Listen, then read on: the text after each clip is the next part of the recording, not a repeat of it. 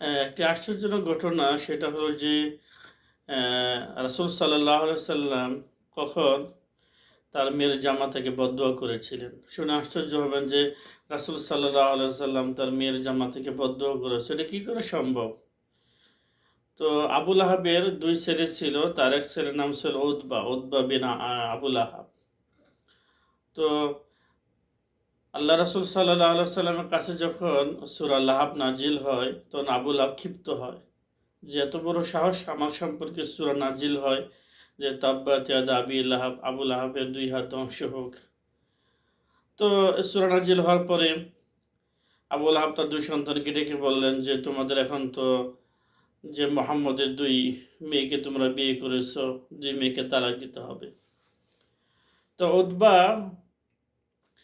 আল্লাহ রাসূল সাল্লাল্লাহু আলাইহি সাল্লামের কাছে এসে বলল যে আপনার মেয়েকে রাখতে পারবো না, আমি তালাক দিব।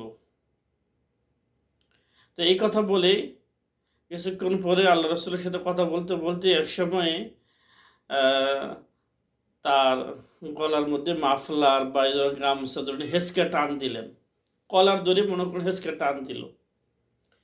টান দিলে এবং মুখে আল্লাহ রাসূলের থুথি নিক্ষেপ করল। তো রাসূল সাল্লাল্লাহু আলাইহি সাল্লাম মর্মাহত হলেন এবং আল্লাহর কাছে দোয়া করলেন, আল্লাহ আজকে আমার মেয়ের জামাতা, এখন তো সাবেক যেহেতু তালাক দিয়ে দিয়েছে, যে উতবা আমার সাথে যে ব্যবহার করেছে তুমি তাকে পাকড়াও করো। কিভাবে পাকড়াও করবে? তাকে যেন কোনো হিংস্র জন্তু যেন তাকে শেষ করে ফেলে, এরকম একটা আল্লাহ রাসূল দোয়া করলেন। তো এই ঘটনায় সে উতবা তার পিতা আবু লাহাবকে বলল। আবু লাহাব তো দুশ্চিন্তায় পড়ে গেল যে মুহাম্মদ যদি বদদোয়া করে সেখান থেকে তোমার বাঁচার উপায় নাই। তো তো মক্কার কুরাইশরা বিশেষ করে তারা শামে, সিরিয়াতে তারা ব্যবসা করত, ব্যবসা বাণিজ্য, কাপড়ের বিভিন্ন ব্যবসা বাণিজ্য করত। তো সেই কাফেলার মধ্যে আবু লাহাবও ছিল, উতবাও ছিল। তো তাদের মনে আছে যে আল্লাহ রাসূল আমার ছেলেকে বদদোয়া করেছে। তো উতবা এবং তার পিতা আবু লাহাব ওই শামের উদ্দেশ্যে যখন সফর করে কাফেলা নিয়ে, রাত হয়ে যায় মাঝখানে, পথিমধ্যে রাত হয়ে যায়। তো তারা সেখানে নামে, সেখানে রাত্রি যাপন করবে। তো সেখানে একটা গির্জা ছিল, গির্জা থেকে পাদ্রী এসে বলল যে আপনারা রাত এখানে থাকবেন, কিন্তু জায়গাটা ভালো না। এখানে হিংস্র শৃগালের, এখানে বাঘের উৎপাত রয়েছে, সিংহের উৎপাত রয়েছে। তো তারা কি করলো? তারা জানে যে মুহাম্মদ বদদোয়া করেছে যে হিংস্র তাকে আক্রমণ করবে, হিংস্র থাবায় সে মারা যাবে, বদদোয়া করেছে। তো তারা সবাই কাফেলাকে বলল যে তোমরা চতুর্দিকে আমার ছেলেকে বেষ্টনী দাও, চতুর্দিকে উট রাখো, তারপরে বেষ্টনী দাও যেন কোনোভাবেই আমার সন্তানকে হিংস্র জন্তু আঘাত না করতে পারে। তো আল্লাহ তাআলা তো মুহাম্মদ সাল্লাল্লাহু আলাইহি সাল্লামের দোয়া কবুল করে নিয়েছেন। আল্লাহ রাসূলকে কষ্ট দিবে আর আল্লাহ সুবহানাহু ওয়া তাআলা এটা কবুল করবেন না, তা তো হতেই পারে না। তো রাতের বেলা ঘুমিয়েছিল সকলের মাঝখানে। তো রাতের বেলা সেই হিংস্র সিংহ আসলো, সিংহ বলেন বাঘ বলেন আসলো। আসার পরে সকলের মুখের মানে গন্ধ শুকতে লাগলো।